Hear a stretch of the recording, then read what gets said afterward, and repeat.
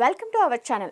అక్రమాస్తుల విచారణ కేసులో ఏపీలో గత వైసీపీ ప్రభుత్వంలో సీఎంగా ఉన్న వైఎస్ జగన్తో విభేదించి ఆయనకు టార్గెట్ అయ్యి ఆ తర్వాత ఆయన్ను టార్గెట్ చేసిన రఘురామకృష్ణంరాజు ఇదే క్రమంలో సుప్రీంకోర్టులో దాఖలు చేసిన ఓ పిటిషన్ విచారణకు వచ్చింది.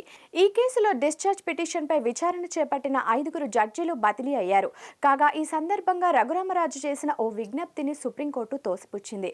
దీంతో రఘురామ తదుపరి అడుగులు ఏంటన్న దానిపై ఉత్కంఠ నెలకొంది. జగన్ ఆస్తుల కేసులో జరుగుతున్న సుదీర్ఘ విచారణపై అభ్యంతరం చెప్తూ రఘురామ ఈ పిటిషన్ని దాఖలు చేశారు. జగన్ పై సిబిఐ అక్రమాస్తుల కేసు నమోదు చేసి దశాబ్దం దాటిపోయింది.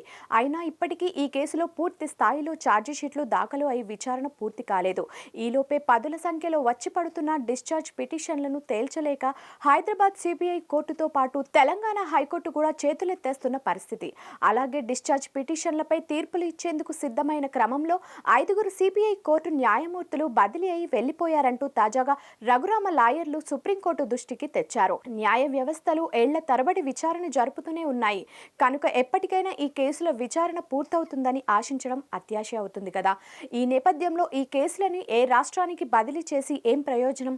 తెలంగాణలో కూడా విచారణ పూర్తవనప్పుడు వేరే రాష్ట్రంలో పూర్తవుతుందని ఎలా అనుకోగలము?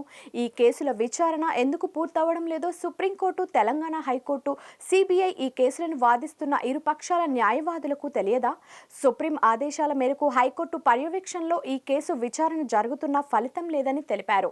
ఇదంతా చూస్తుంటే జగన్తో సిబిఐ కుమ్మక్కు అయినట్లు కనిపిస్తుందని, కాబట్టి జగన్ అక్రమాస్తుల కేసును తెలంగాణ నుంచి మరో రాష్ట్రానికి బదిలీ చేయాలని సుప్రీంకోర్టును రఘురామ లాయర్లు కోరారు. అయితే దానికి సుప్రీంకోర్టులో ఈ పిటిషన్పై విచారణ జరుపుతున్న justice BV Nagarathna, justice Satish Chandra Sharma ధర్మాసనం అంగీకరించలేదు. ప్రస్తుతం తెలంగాణ హైకోర్టు పర్యవేక్షణలో సాగుతున్న ఈ కేసుల విచారణ అక్కడే జరగనివ్వాలని సూచించారు. దీంతో రఘురామ లాయర్లు వెనక్కి తగ్గారు. జగన్ అక్రమాస్తుల కేసును ఎవరో ఒకరు విచారించి తీర్పు ఇవ్వాలని తాము కోరుకుంటున్నట్లు సుప్రీంకోర్టుకు తెలిపారు. అయితే దీనిపై తమ క్లయింట్ రఘురామ తదుపరి స్పందన చెప్పేందుకు వారం రోజుల గడువు కోరారు.